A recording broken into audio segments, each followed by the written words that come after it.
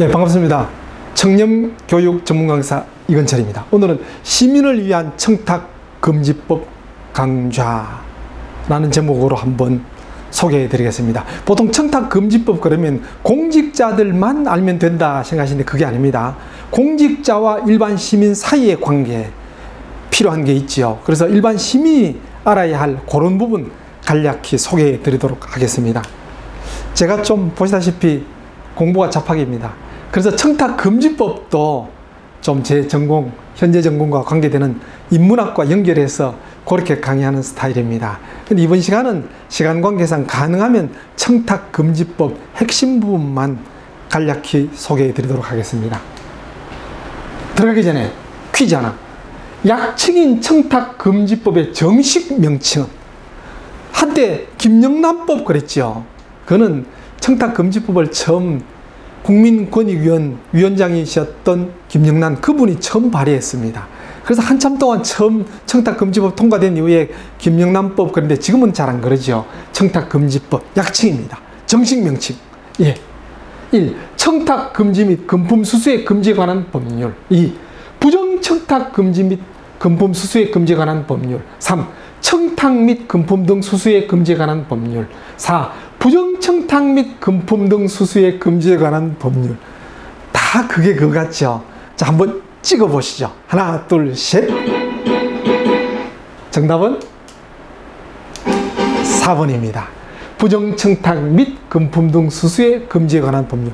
좀 길지요? 근데 크게 부정청탁 금지에 관한, 금품 등 수수의 금지에 관한 크게 두 가지입니다. 그 제목만 잘 아셔도 요 내용이 어떤 것이다 알 수 있습니다. 부정청탁 및 금품 등 수수의 금지에 관한 법률 중에서 제5조 부정청탁 금지. 누구든지 직접 또는 제3자를 통하여 직무를 수행하는 공직자 등에게 다음 각호의 어느 하나에 해당하는 부정청탁을 해서는 아니 된다. 이 청탁금지법 처음에는 공직자만 대상으로 하다가 학교, 그러니까 국공립이든 사립이든 다 학교 포함시키고 또 언론기관도 포함시켰습니다. 그래서 언론에서는 청탁금지법 적용 대상이 100만이다, 300만이다, 500만이다 그랬는데 아닙니다. 전 국민 다 누구든지 했죠. 누구든지 공직자 등에게 부정청탁해서는 안 된다. 그래서 일반 시민이 꼭 아셔야 될 것도 있다는 겁니다. 자, 보시죠. 부정청탁 금지행위 1. 인가, 허가 등 직무에 대한 위반 처리해달라고 부정청탁해서 안 된다. 또 행정처분, 형벌부과에 관한 위반 감경 면제해달라고 부탁해도 안 된다. 채용, 승진 등 인사에 관한 위반 개입, 공공기관 의사결정 관여직위 선정 탈락 개입. 이거는 뭐냐면 예를 들어 지자체에서 교통평가단, 환경평가단 이런 걸 민간인 대상으로 모집하지요. 그럴 때 예.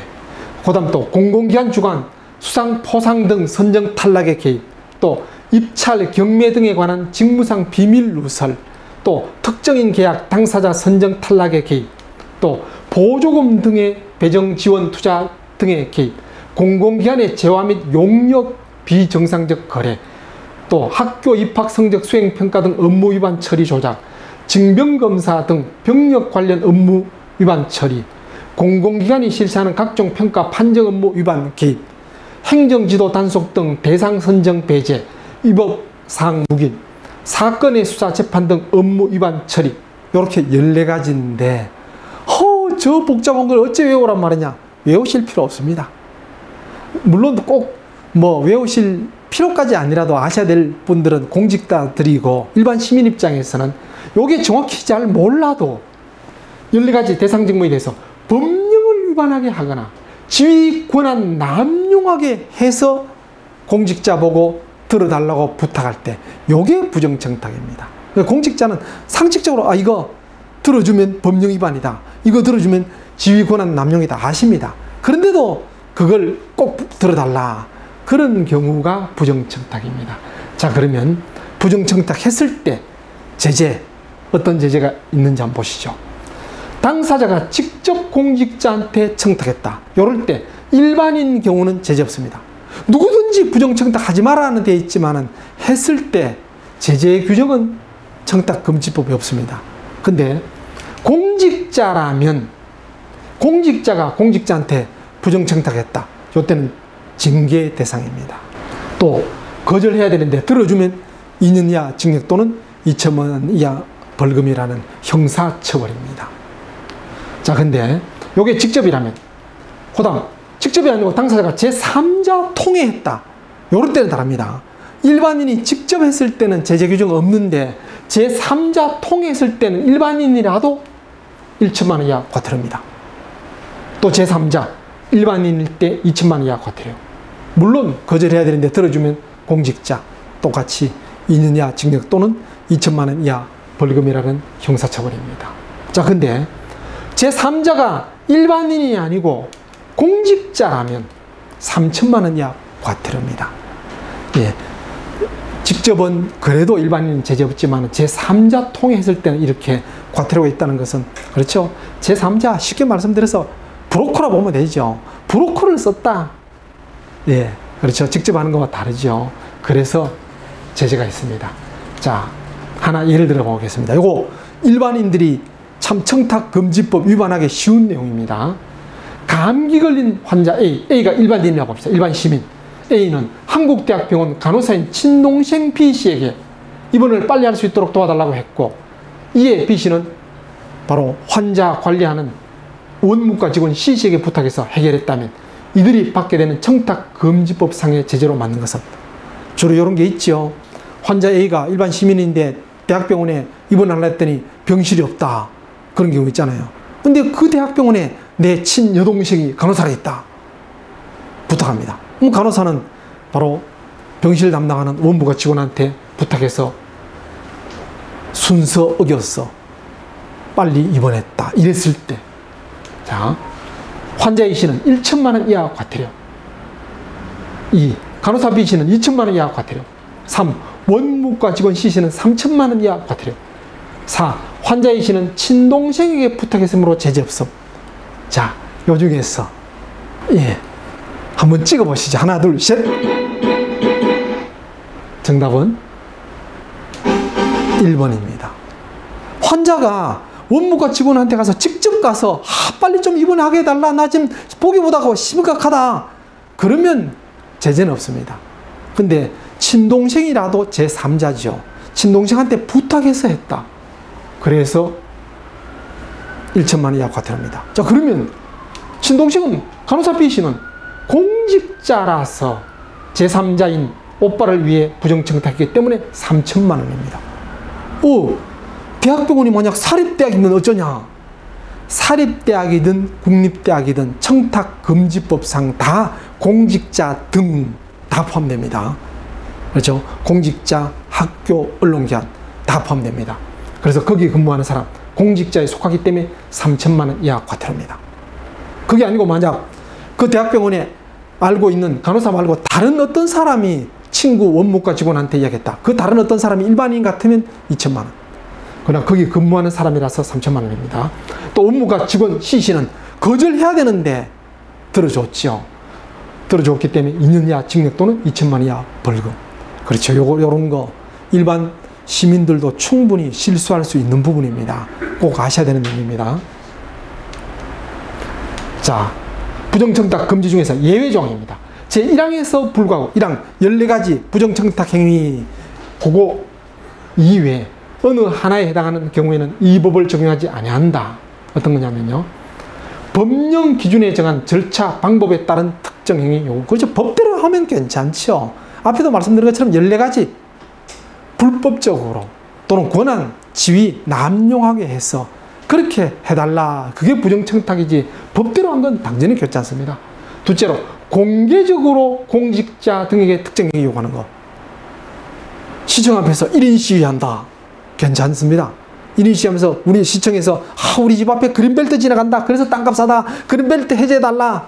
예, 피켓 들어도 부정청탁 아닙니다. 그 다음 선출직 공직자 등이 공익 목적으로 제3자 고충민원 전달. 요게 뭐냐면요. 선출직 공직자, 국회의원, 도의원, 시의원 등이죠. 이분들이 공익 목적으로 제3자 고충민원 전달했다. 요거는 괜찮습니다. 요거 때문에 요 예외 조항이 그 당시 청탁금지법 처음 나올 때 언론에서 많이 소문되면서 야, 저거 국회의원들만 쏙 빠졌다. 그래서 국회의원들은 청탁금지법 대상 아니다. 아닙니다. 국회의원도 청탁금지법 대상입니다. 공직자 등입니다. 인데 요 경우는 예외라는 겁니다. 자, 요게 어떤 거냐면요. 예를 들어서 시골에 국회의원이 일부러 지역구에 내려가 살고 있는데 그 근처에 어떤 시민, 동민이 밭에다가 거름을 뿌렸는데 냄새 심하게 나는 똥거름을 뿌렸다. 그랬더니 이 국회의원 살고 있는 이 집뿐만 아니라 그 이웃집까지 다 너무 냄새 심하다고 막 그럽니다. 항의합니다. 근데 뭐 똥거름 뿌리는 그 양반한테 직접 이야기했다는 싸움부터 같아서 동네 사람들이 국회의원 보고 당신 국회의원 아니냐, 이것 좀 어찌 해결 좀 하게 해달라 그래라. 국회의원 그렇죠. 예, 동민들이 다 원한다면 바로 군청에 가서 이런 일이 있다, 그런 거 해결해 달라 그럴 수 있겠죠. 그런 거 실제 공익 목적으로 동민들 제3자 고충민원 전달한 거, 이건 오히려 선출직 공무원, 도의원, 시의원뿐만 아니라 국회의원 당연히 해야 될 일입니다. 당연한 이런 건 부정청탁이 아닙니다. 그 다음 법정기한 내 업무 처리해달라, 직무, 법률 관계에 관한 확인, 뭐 예를 들어서 내가 뭐 민원 신청했는데 그 결과 어째 됐소 물어보는 거 당연히 괜찮죠. 또 질의상담 통한 이 청탁금지법 이게 뭔지 모르겠습니다, 국민권익위원회에다가 이 내용이 뭡니까 물어보는 거, 예, 괜찮습니다. 당연하죠. 기타 사회 상규에 위배되지 않는 그런 거, 누가 봐도 상식적으로 관습적으로 괜찮다, 이런 거는 예외다. 그렇죠. 이 예외 조항 너무나 상식적인 겁니다. 이런 건 괜찮다는 겁니다. 자, 그 다음 금품. 예, 오히려 청탁금지법에서 더 잘 지켜야 되는 부분이 금품 등인데, 요 금품 등 띄어쓰기가 아니고 붙인 거는 꼭 돈만이 아니고 돈과 유사한 어떤 뭐 서비스 다 포함하기 때문에 금품 등. 공직자 등은 직무 관련 여부 및 기부, 후원, 증여 등 그 명목에 관계없이 동일인으로부터 1회 100만원 또는 매 회계연도 300만원 초과하는 금품 등을 받거나 요구 또는 약속해서는 안 된다. 자, 이것도 공직자 등은 돈 받으면 안 된다는 건데 주는 사람이 누굽니까? 공직자끼리 줄 수도 있지만 일반 시민이 줄 수도 있지요. 그래서 제재는 준 사람 받은 사람 다, 그래서 일반 시민도 알아둬야 될 조항입니다. 자, 이게 뭐냐면요, 1회에 100만원 초과, 또 회계연도에 보통 1년 단위죠. 1월 1일부터 12월 말 합산해서 300만원 초과하는 금품을 공직자한테 주면 안 된다. 공직자 입장에서는 요구 또는 받아서 안 된다는 건데, 예를 들어서 일반 시민이 로또 됐다, 10억을 받았다.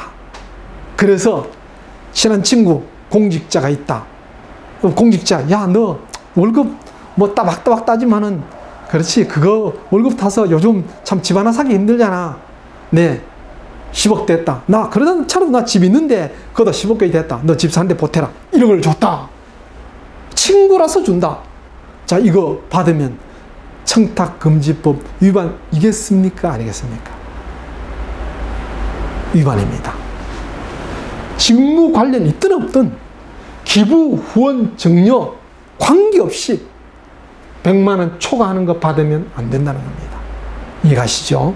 그 다음 2번은, 2항은 공직자 등은 직무와 관련하여 대가성 여부를 불문하고 제1항에서 정한 금액 이하 금품 등을 받거나 요구 또는 약속해서 안 된다.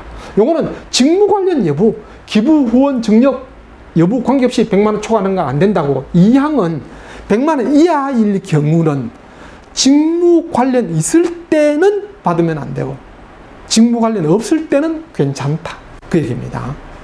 아까 그 로또 10억 된 친구가 100만원 초과하는 걸 친구한테 주면 안 되지만은 100만원 안 되는 이하인 100만원까지 90만원 또는 100만원 그걸 친구한테 준다, 그거는 괜찮습니다. 물론 그 친구가 바로 로또 된 이 친구하고 직무 관련 있다 이러면 안 되고요. 아무 관계없는 친한 친구일 때는 괜찮습니다. 자, 다시 한번 정리하면요, 100만원 기준입니다. 100만원 기준이고 100만원 초과했을 때 101만원부터 100만 1원부터죠. 요거는 100만원 이하입니다. 100만원까지.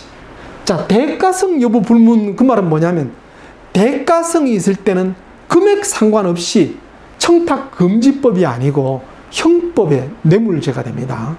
그래서 청탁금지법에서는 대가성을 안 따집니다. 그 왜 그러냐 하면 한때 참 9시 뉴스에 그런 거 많이 보셨죠? 예를 들어 기업하는 분이 정치하는 분한테 정치자금 많이 줍니다. 그게 문제가 됐습니다. 그때 준 기업하는 사람, 받은 정치하는 사람 다 그러죠. 대가성 없었다. 그냥 사업 잘 되니까 정치자금 기부했다. 뭐 그런 식으로 이야기나 했잖아요. 그래서 청탁금지법에서는 대가성 안 따지고 100만 원 초과하면 일단 직무 관련 관계없고 기부, 후원, 증여, 명목 관계없이 준 사람 받은 사람 다 형사처벌 3년 이하 징역 또는 2천만 원 이하 벌금입니다. 100만 원 이하일 때는 직무 관련 없는 친구한테 받을 때는 괜찮고 직무 관련 있는 거 받으면 받은 금액의 2 내지 5배 과태료입니다. 자, 형사처벌과 과태료. 과태료와 벌금, 이 벌금이죠. 다릅니다. 금액 차이가 아니고 쉽게 말씀드려서 벌금은 일단 냈다 그러면 전과입니다. 형사처벌 받은 전과 기록이 있습니다. 기록이 남아요. 근데 과태료는 과태료, 범칙금 이런 질서벌이죠. 행정벌. 심하게 말하면 돈 내면 그만입니다. 예를 들어서 교통신호 위반했다. 범칙금.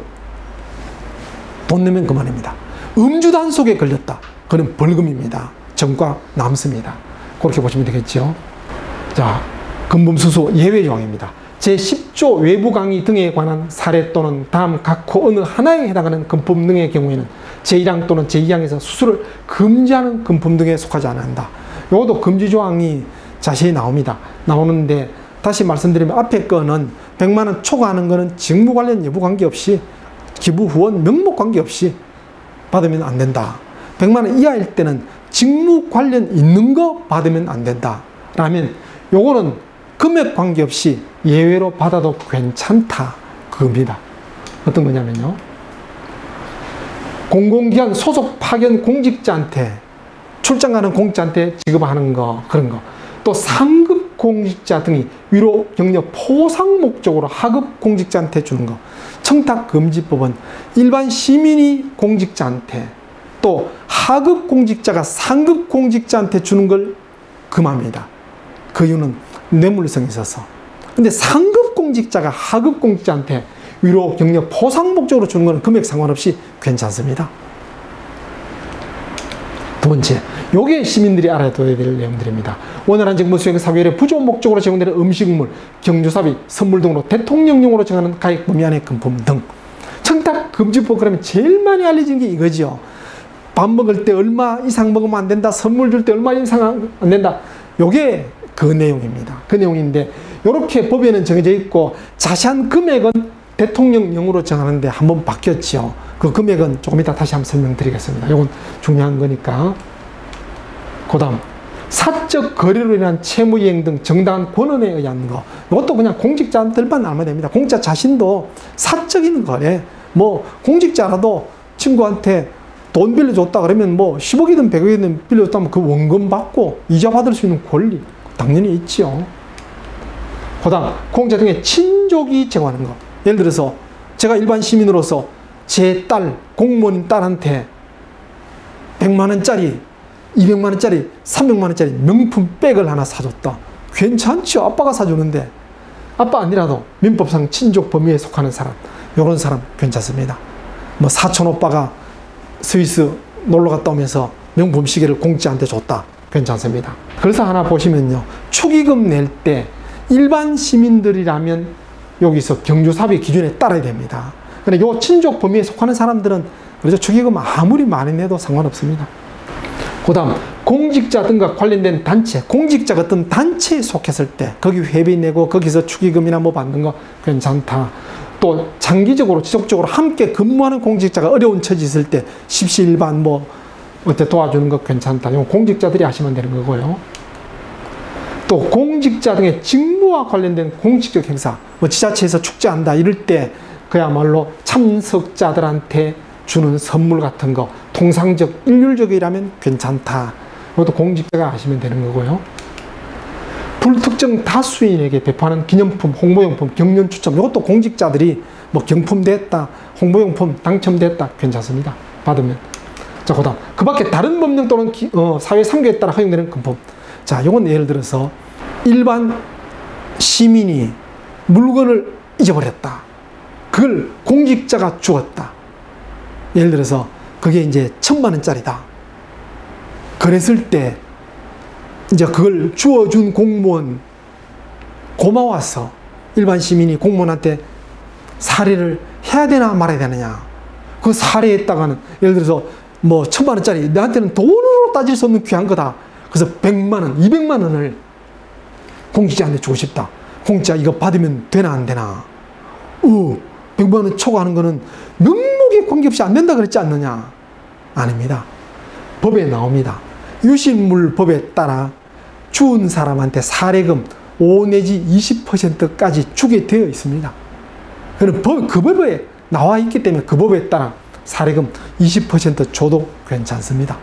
또 줘야 되는 거 의무처럼 적혀 있기 때문에 당당히 공무원이라도 받을 수 있습니다. 그런 경우. 그 다음 공직자가 일반 시민한테 뭐 친구든지 뭐 어떤 뭐 그럴 수 있겠죠. 뭐 아니면 또 이제 거래하는 사람한테 기분 삼아 내가 로또 2장 샀는데 우리 거래처 사장님 오늘 뭐 우리 업무 보러 오셨는데 빈손으로 가느니 로또 2장 중에 1장 선물로 드릴게요. 드렸습니다. 근데 그 거래처 사장님 선물 받은 그 로또가 10억짜리 됐다. 이럴 때 고마워서 공직자한테 사례금 줄 수 있나 없나. 예. 앞에 거는 잃어버린 물건, 유실물 법에 20%까지 사례하게 되어 있지만은 로또 됐다고 사례하는 것은 법에 안 나옵니다. 그 사회 상규에 따라야 되는데 사회 상규에 따라 줄 수 있나 없나. 그건 일단 그냥 고맙다고 식사 대접 정도 간략한 간단한 상식적으로 이해할 수 있는 간단한 선물이면 되지만은 10억짜리 됐다고 20%를 사례금 로또 준 공직자한테 주면 안 됩니다. 그 경우는 누가 봐도 아무리 로또 됐다 할지라도 거래처가 관공서 거래하는 사람이 로또 됐다고 사례금 준다는 거 이거는 나중에 우리 기업 잘 봐달라 이런 부당한 직무 관련 있을 수 있다. 안 되죠. 법에도 없고. 그런 게 사회 상규에 따라 상식적으로 이런 거는 줄 때는 사회 상규에 따라 정당한 업무를 할 수 없는 돈이 되겠다. 이건 안 됩니다. 그래서 정당한 업무와 관계없는 간단한 식사 대접 이런 거 정도면 괜찮다. 고려 보시면 되겠죠. 자, 좀 어려운 것 같은데 쉽게 한번 정리해 드리겠습니다. 총정리. 100만원 초과하는 금품 등을 수수했을 경우는 직무 관련 여부 또는 명목에 관계없이 받으면 안 된다 그랬죠. 받으면 3년 이하 징역 또는 3천만 원 이하 벌금. 준 사람 받은 사람 다. 그래서 시민이 줬다면 시민도, 공직자 받았다면 공직자도. 그 다음에 100만 원 이하일 때는 직무 관련하여 수수했을 경우에 수수금액 2 내지 500 과태료입니다.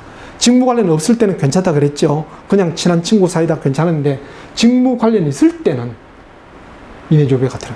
예를 들어서 내가 공직자인데 내가 세무공무원인데 내 관할 구역 내에 내 친한 친구가 사업한다.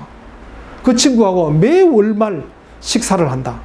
식사할 때마다 또 식사하고 나서 술 한잔도 하고 그럴 때마다 사업하는 친구 돈 잘 번다고 노상 그 친구가 식비 술값 낸다. 그러면 안 되죠. 직무 관련 있잖아요. 그냥 순수한 친구가 아니니까. 그렇죠. 그런 경우입니다. 그 다음 8가지 예외 조항일 때는 100만원 초과하든 100만원 이하든 금액 상관없이 허용한다. 아까 8가지 예외 조항 쭉 말씀드렸죠. 자, 그 8가지 예외 조항 중에서도 두 번째였죠. 원활한 직무 수행 사교일에 부조 목적으로 제공하는 요게 청탁금지법의 가장 유명한 겁니다. 3만원 이하 음식물, 5만원 이하 경조사비, 또 5만원 이하 선물인데 허용하는데 3만원 이하 음식물은 식사뿐만 아니라 같이 먹는 거죠. 같이 케이크를 먹는다 음식물. 집에 갈 때 싸드린다 이건 선물. 같이 먹는 거 음식물 괜찮습니다. 식사하고 커피 마시는 거 3만원 이하까지는 원활한 직무수행 사교일의 부조관계라면 괜찮습니다. 또 5만원 이하 경조사비 괜찮은데 현금과 화환을 같이 제공할 때는 10만원까지 축의금 5만원 하고 또 화환, 경사 화환 5만원 하고 이렇게 했을 때 10만원까지 괜찮습니다. 선물도 역시 마찬가지입니다. 근데 선물은 물건이니까 바로 현금화할 수 있는 상품권, 유가증권, 뭐 입장권 이런 건 안 됩니다. 물건이라 해야 됩니다. 5만 원까지인데 이것도 농축수산물일 때는 10만 원까지 허용됩니다. 예를 들어서 현금과 농축수산물 같이 10만 원까지 허용할 수 있다.